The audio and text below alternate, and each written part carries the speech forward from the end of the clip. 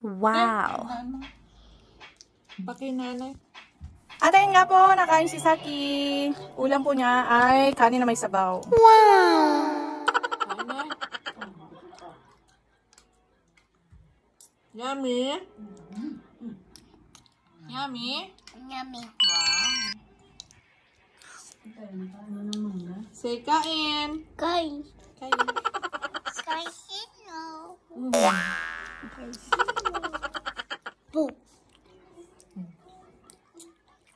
Kain kayo sa inyo.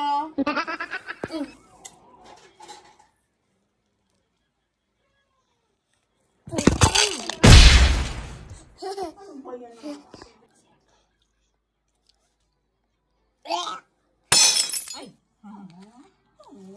Sorry.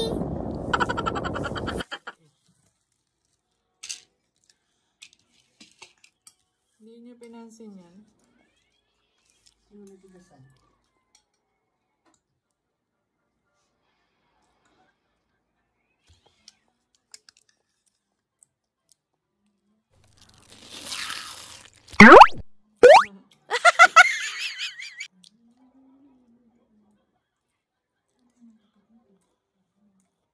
No.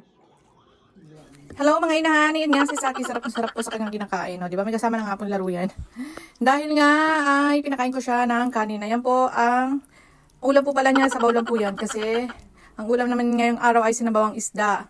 At syempre hindi naman po pwedeng pakainin ng isda dahil baka may masamang tinikay ko na yan. At saka hindi po siya nakain ng isda mga inahan. Kaya po sabaw na lang ang binigay ko sa kanya yan. Di ba? Nag-inarte. O di ba? Inalok ko nga po yan ng isda. Tignan niyo na po naging reaction. Diba? Nakakatuwa pa kasi bata pa ng mga inan.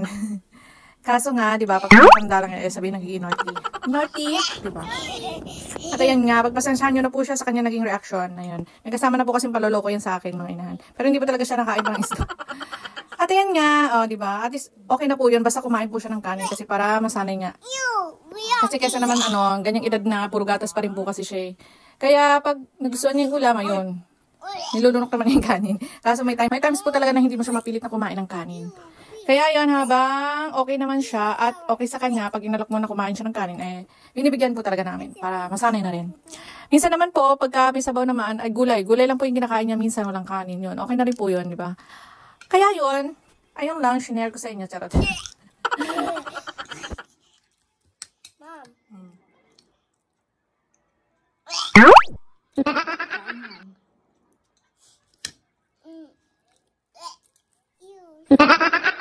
Sour dyan eh. Quite good.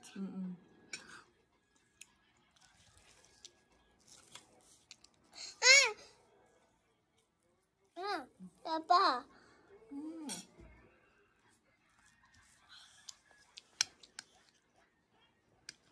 And so